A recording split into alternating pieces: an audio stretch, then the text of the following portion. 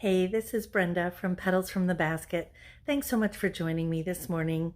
I want to read two verses for you from Philippians chapter 1.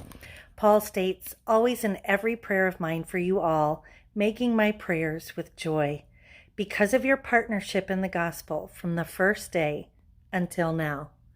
Those verses are verses 4 and 5 of Philippians chapter 1.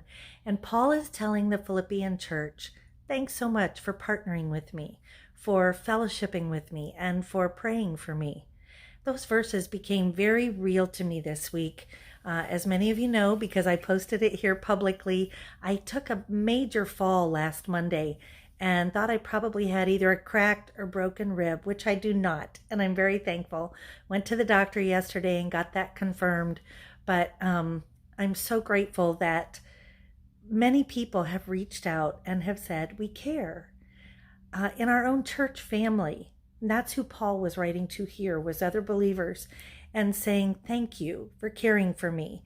In our own church family, we have had people send cards, text messages, phone calls from staff members, from people we haven't even met yet, and from new friends that we've already made. And so we are so grateful for the care and concern that we have received, not just for me, but for Joe as well. So what's in it for you?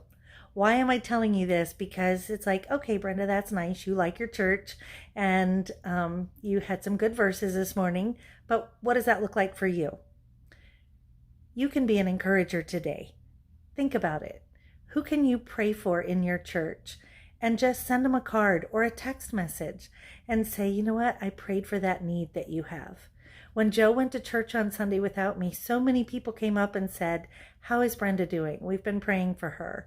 And you ask about people that you've been thinking about. And so I knew that they had cared, that they had prayed, that they had thought about me in this time. And so I'm grateful. Again, I'm healing well. We're doing great.